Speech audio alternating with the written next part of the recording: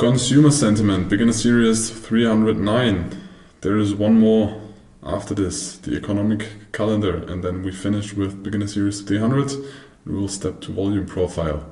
So you're close to the end of the beginner series. What is the consumer sentiment? So we just went through the business sentiment and why it is important and why it can be a leading indicator of an economy's health. What is the definition of consumer sentiment? It measures the confidence of consumers regarding their own financial situation and the overall economic outlook. Even we as humans, also as companies, plan sometime in the future. We decide to create a family or build a house or buy a car, depending on how safe we feel in the society, in the politics, how safe our job is, or how we assume our job is, how safe is the general economy we're living in. Why it matters? The consumer confidence impacts the spending habits, which drives economy growth, because if consumers don't spend, there are less people in the economy that consume, and for growth you need companies producing stuff but also selling stuff, because only producing does not create value. Maybe then you create products and services, but somebody needs to buy them. When sentiment is high, consumers are very likely to spend, so there's a lot of demand for the products or services companies offer. While sentiment is low, people are tending to save more money than spending. The key metrics are things like the Consumer Confidence Index, CCI, or the Michigan Consumer Index. Those are the most famous one, and the correlation is kind of high.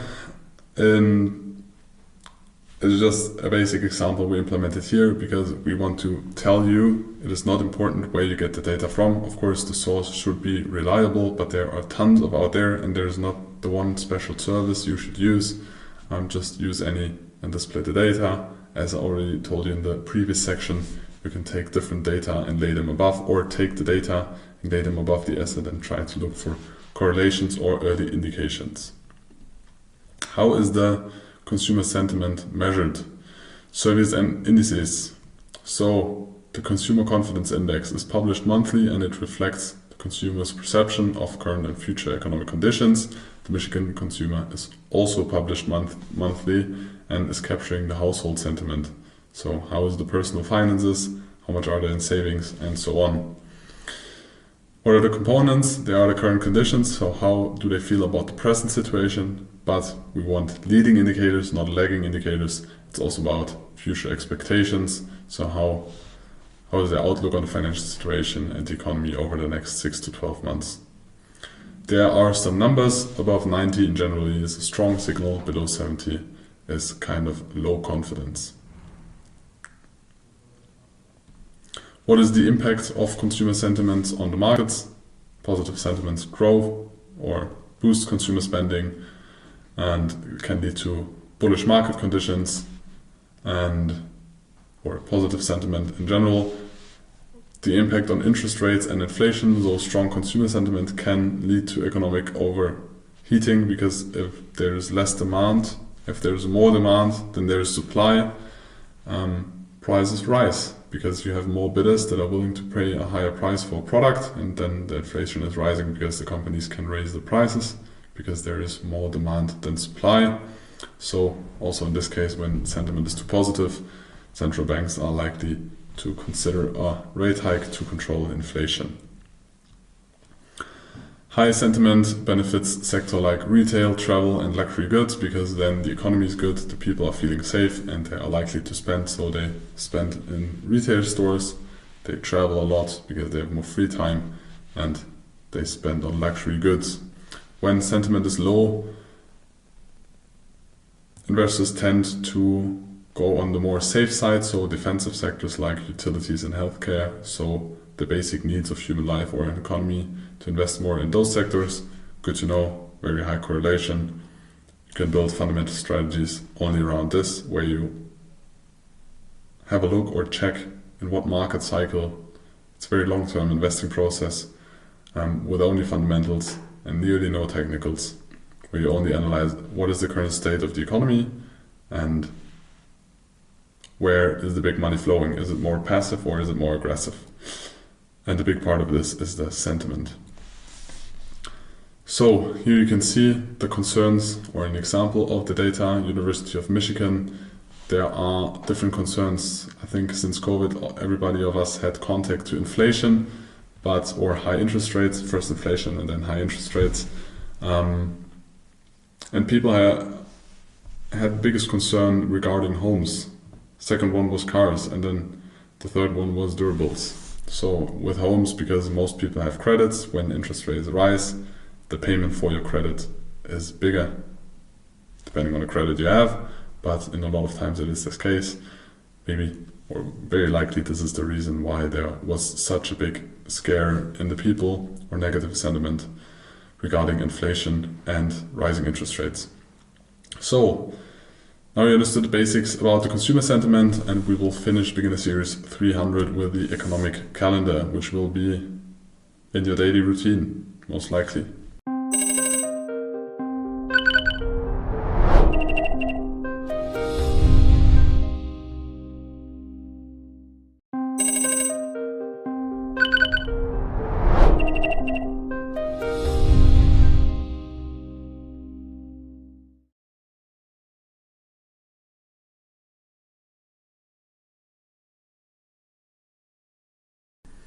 So there are not only employees, governments and central banks and inflation, are also, of course, businesses in an economy.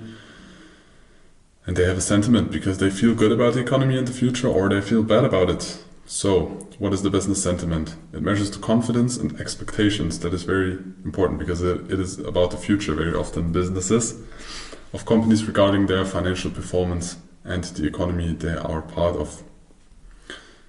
They influence the investment process in general, they influence the employment rate because either they hire more people or they fire people, and they make production decisions based on that, or based on their sentiment, based on their calculations, based on their analysis. So they are directly impacting the economic growth and the market dynamics, and they impact the data central banks decide on their central bank policy. So they decide about the liquidity, and all those things are interconnected and they are all part of the economy. So it is important to know what their opinion is about the economy.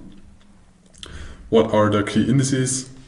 So you have common indicators like the purchasing manager index and the business confidence index. So this measures, it's just like a survey of managers in companies, and most of the times it is above or below 50. Above 50 is like economic growth, and below 50 most of the time is a contraction, economic contraction, so more of a negative sentiment.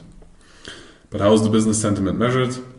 There are surveys, and the PMI, or Purchasing Manager Index, is one of the most important. So it's about the managers that decide about purchasing in a company.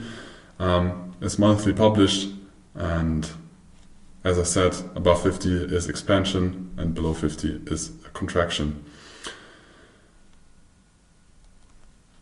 Companies also plan for the future, so it also reflects the outlook of a business. It's not about what are you doing right now or what have you done in the past quarter. It's also about what are you planning to do in the upcoming quarters for the future performance. This is also important to know.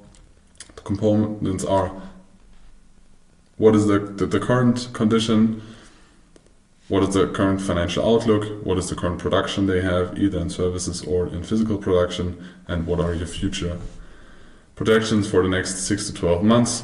I think 2 years ago I was diving really deep into that rabbit hole. I don't remember all the details anymore because I don't need to. If you want to understand all the details, maybe in the future or next year we're gonna make a product about this. But for this, and for you as a trader and trying to learn our strategy, you just need to know the basics about this. You don't need to understand this completely. So complex calculations, you need to know above 50 expansion, below 50 decline. You need to know what the Purchasing Manager Index is, that it is based on a survey done with managers in companies. What is the impact on markets? So you have a positive sentiment that leads, of course, to more investments. People or companies hire people, they invest in the economy, they invest in infrastructure, they try to expand or innovate, so they boost markets. Negative sentiments can slow down companies and cut spending of companies. So an employment rate that is falling, or unemployment rate that is rising, and generally more slow growth of an economy in general. It also has an impact on interest rates and inflation, because when there's a very, very strong sentiment, the central bank most likely is trying to reduce and reduce the power or the positive sentiment. So this can lead to inflationary pressures, because if all the businesses very fast get into like a euphoria and try to invest and produce, and everybody wants the same resources, they want employers, they want to buy assets, they need to buy precious metals, they need to buy assets, then the prices of those assets going to rise, and most of the time the inflation is going to rise as well, because you have a lot of interest for rare products. So central banks then tend to raise interest rates to slow down this positive or this euphoria. So you have strong sentiment most of the time is following economic expansion, and then there's possible inflation. So central banks most of the time raise interest rates to reduce the liquidity to slow down this economic growth. The business sentiment particularly affects sectors like manufacturing, technology, or financial. They are in different areas and play a major role. You should need to know them depending on the assets you trade. When you trade currencies, you need to know the PMIs of the different countries, for example, or you should compare them when you trade stocks. It's also interesting to look maybe at the financial part of the PMI when you trade banks or analyze banks or want to buy a bank stock. So there are different ways to display this. You should know about it. That's it. For your trading strategy, rising sentiment can follow in potential growth, and in that growth phases, it's important to know that there are cyclical, I don't know the exact pronunciation, like consumer goods. So you have companies that produce consumer goods, and in growth, so when the sentiment is very positive, the likelihood of those companies growing, expanding, making more revenue is higher. So people and companies and also investors tend to invest in more cyclical sectors, so that have more seasons in it and are not for the base, for the essential part of life. And when the market sentiment is more negative, first it can be an early indicator, because part of the survey or the PMI in general is what the managers think about the future or the businesses in the future. So it's not a lagging indicator, it's not only about the past, it's also about the futures. So you can try to spot a boom early with numbers of the PMI. An historical example is that the PMI dropped during 2008, so companies got very pessimistic, and then afterwards there was the financial crisis. While there was a rising PMI, when you saw the very strong recovery of the markets and economies during COVID, we had a very harsh drop down in 2020. You can see it in this graph, for example, in the United Kingdom, we had a very drop down, very pessimistic view, but then it completely reversed and got very positive. So you saw a very booming, as we all know nowadays.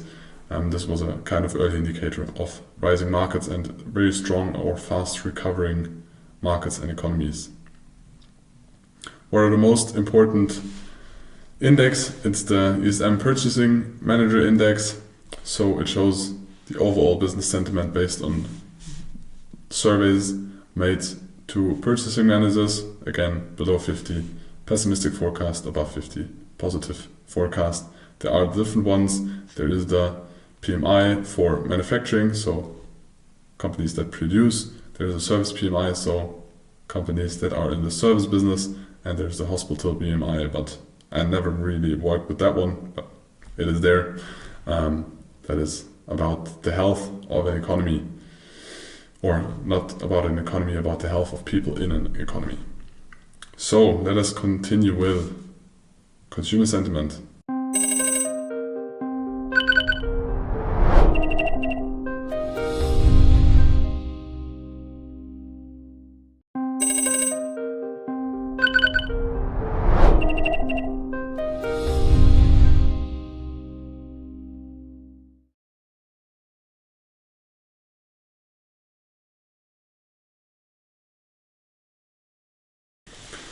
So employment data in economies and companies, there are employees, which are an essential part because they are employed, they earn money, and they most of the times are also the consumers in that economy.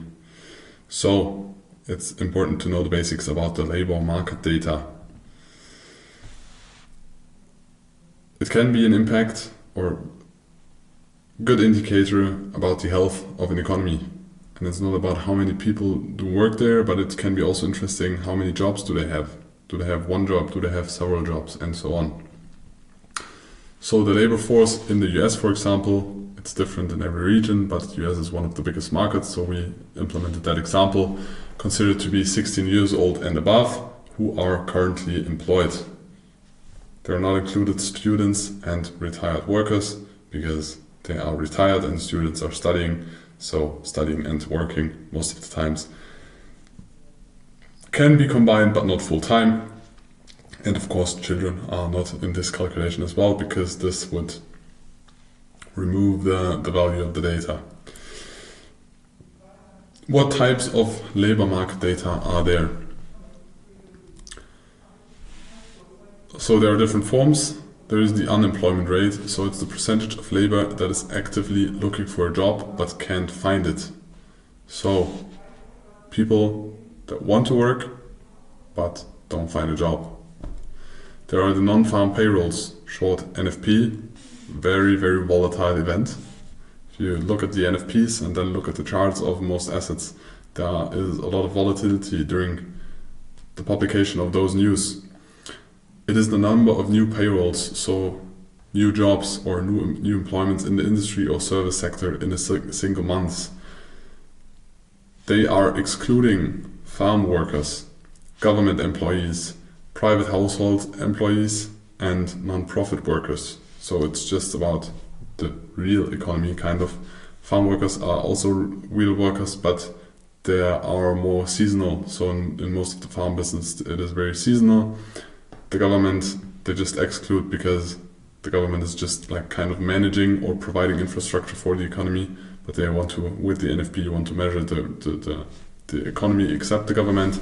Of course, private households, employees, because it's too intransparent and irrelevant for the economy at all, and non-profit workers because they are non-profit and we are in a capitalist market, so it is all about profit. They are excluding NFP, important to know, very important data. Here again, it's not just you have good NFP numbers, market rise, and the other way around. You always need to put it in context. And there are the initial jobless claims, so the weekly number of new people that need support from their unemployment insurance in the country. Those are the most important one, but there's one last one. It's the job opening and labor turnover survey, but nobody calls it that way, but I just thought we implemented the long version as well. Everybody just names them JOLTS, whatever, and it is a survey that follows different metrics of overall hirings. Again, we will go through one example data. So you see the unemployment rate here. Usually, it's very rare that it is below 3%. Of course, the goal is to have it as low as possible, but it's also good for economy to not be at zero, because then you could produce more, and it's unlikely because then the politics most of the time change that, for example, immigrants from other countries have more easy to go there, but a state does not want an employment rate at zero, because then the likelihood of a company moving somewhere else where there are more employees they can employ to get the work done in the company is higher, and it's nearly impossible to have an employment rate of 0%, because sometimes there are also people that either cannot work or don't want to work. As you can see, again, there is a very big rise in employment data. One very important information about employment data is that when central banks increase the interest rates, you remember the cycles we talked about, the debt cycles, when they increase interest rates, they most of the times also need a rise in unemployment. Because if they raise the interest rates and they try to cool down, or they think the economy is growing too slow, we rather want the economy to grow long term, but at a slower pace, they need a rise in unemployment. The reason for this is if they only raise the interest rates and extract liquidity and the unemployment is not rising, the salaries are most likely are rising as well, because the companies are fighting against few employees that are in the market, and then the employees are in the market say, yeah, I will work for you if you give me more salary. And if the company pays more salary, most likely the product's going to get more expensive because the labor is more expensive. And then you get like into a loophole of rising inflation because salaries rise and then the products get more expensive, then the people need more salaries, so you have this circle. So at some point the central bank is looking for a rising or a rise in unemployment rate when they raise the interest rates. Important to know. And that's about the numbers of unemployment rate. You need to know it as a good sign for a healthy economy if the unemployment rate is low. Now we continue with the next, the business sentiment.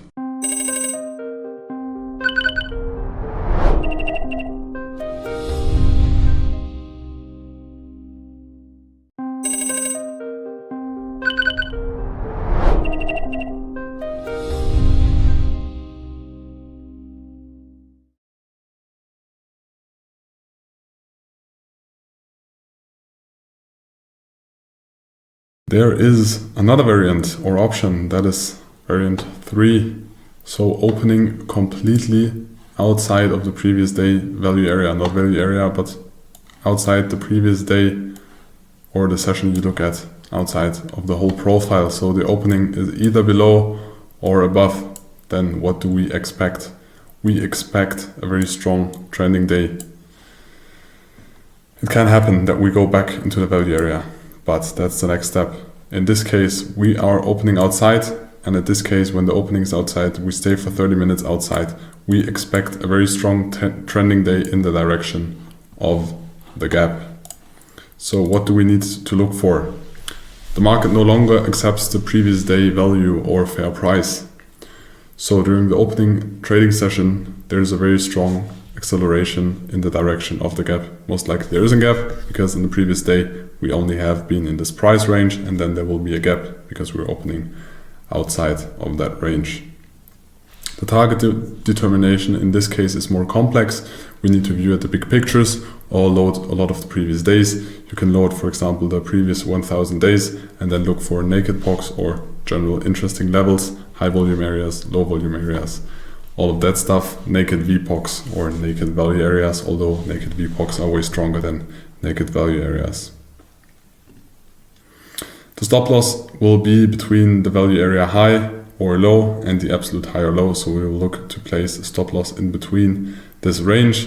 The safest stop loss will be in the value area, because if the market tests the value area high and then rallies, we are still safe. But here again, we will go to lower time frames, look for different setups, and depending on those setups, we will decide the stop loss and try to increase our risk to reward.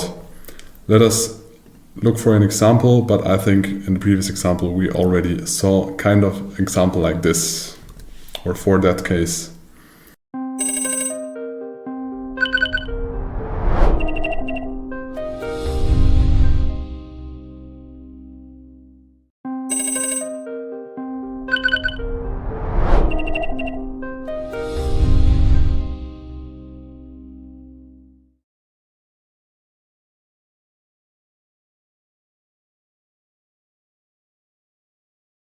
You have made it to the basics or through the basics, but now we will get deeper into the process and our strategy, or the way we base our financial trading decisions on. And a big part of this is the volume profile. So this series will be about the volume profile mastery and a part of our strategy and process, or the way we analyze. So it's series 400, everything about the volume profile. You will learn in this module why our trading style is kind of unique. We, yes, use completely public tools, but we haven't seen anybody analyzing the same way we did now. If you do so, please, you're open to send them over to us, because I think there are very rare things in the world that are really, really unique, but we haven't seen anybody analyzing or trading the same way we do. What the volume profile itself is: an intraday trading strategy, different setups. We will go deep into examples and also watch it or go through examples on the markets. Then the big picture of the volume profile, the entry and exit signals, and what are some small helps in there. Some practical examples of intraday trading. So in the beginning we will explain you the models, the ideal setups, but of course not every day is ideal. There's still a discretionary part in it, so every day is different, but we will first learn the setups and then we will go through some examples. And the stability of the market within a value zone. We already talked about the Gaussian curve or the value area in earlier models, and we will dive deeper into that in here.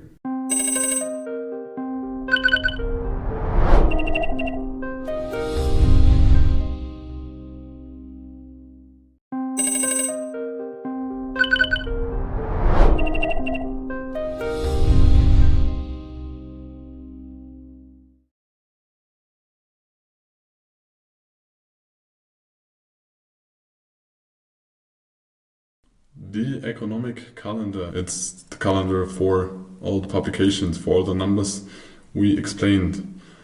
They are shown or gathered in one place.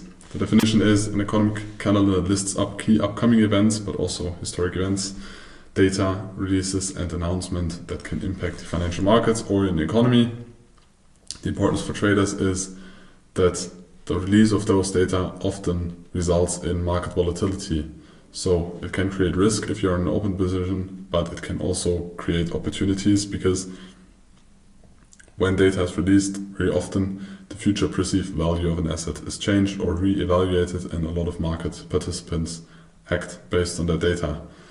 So you should know when the data is published. Either you only trade technicals, then you need to know it because then there's going to be volatility in the market you need to adapt to. Or you integrated fundamentals into the trading strategy, and then you of course need to check it every day and analyze the data.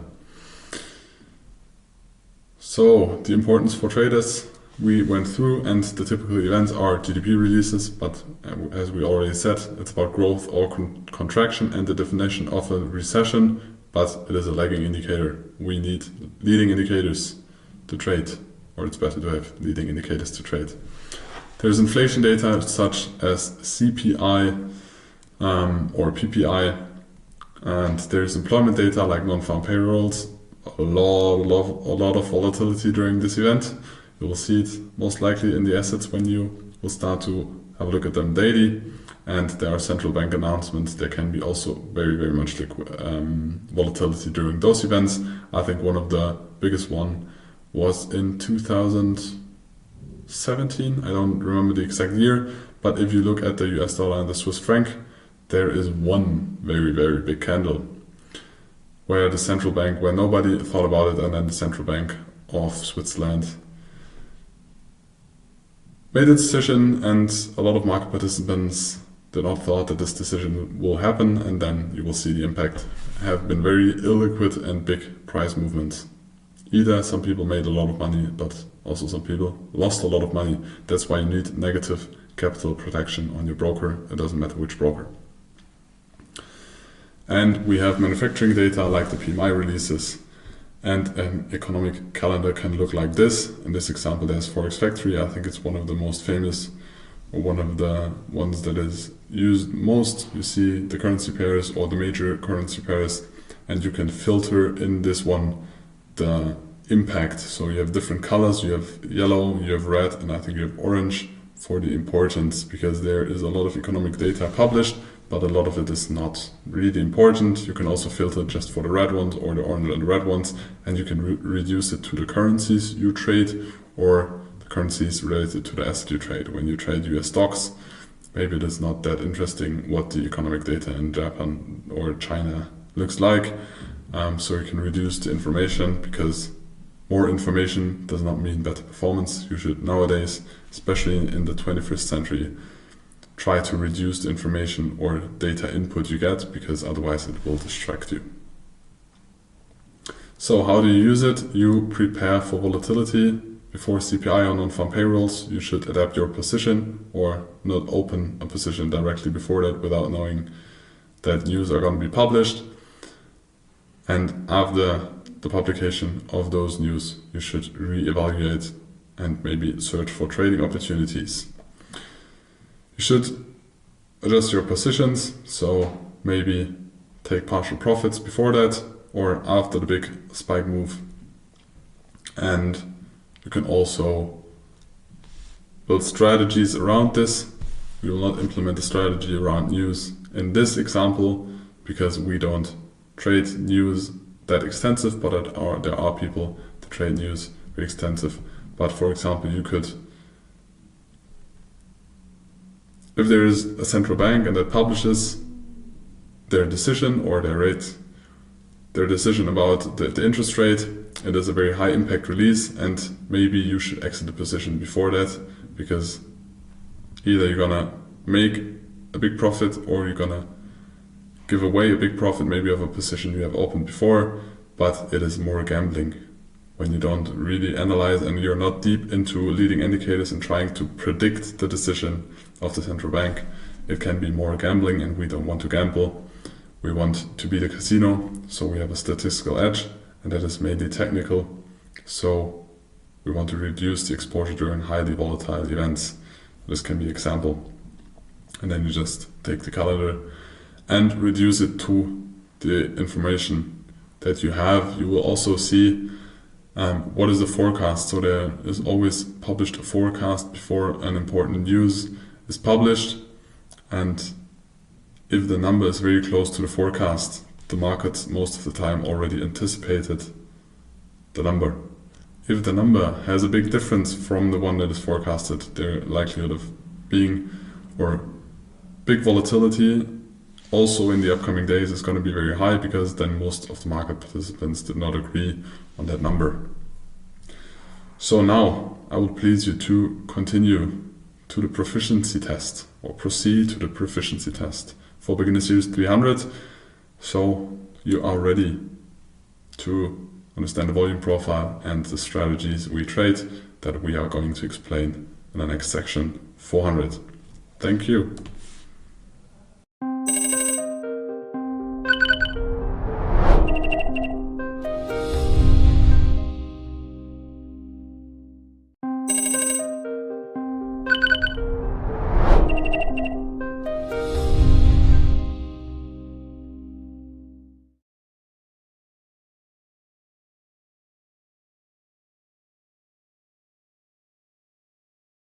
So now we finish with variant 4, the last one.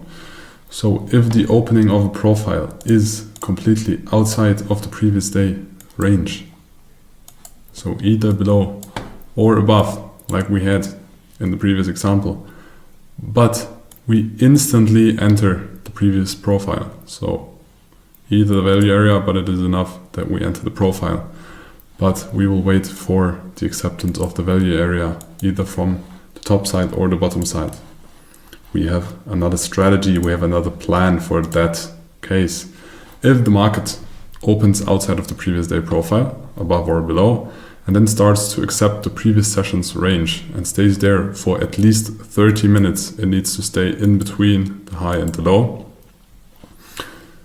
of the previous profile, then there is a very high probability that at some point we will accept the value area. So we'll step inside the value area, or at the value area we will spend some time, we will build volume on the top side or the bottom side, and then we will trade through it.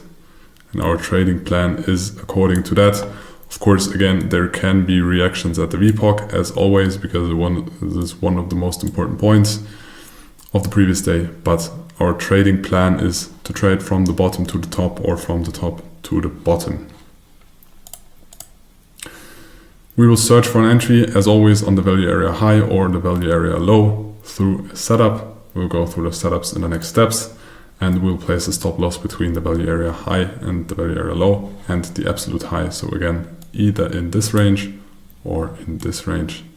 Of course, the closer the stop loss, the likelier it is that we will get stopped out, but also the closer the stop loss, the bigger the risk to reward will be, and the other way around. But we will have a higher hit rate if we put the stop above the absolute high or the absolute low. depending on your personality, depending on your trading style, there is no golden way. You need to trust your trades, you need to trust your plan. So you need to combine this, but this is the plan and this is the logic and our approach in this case. So again, we will go through an example.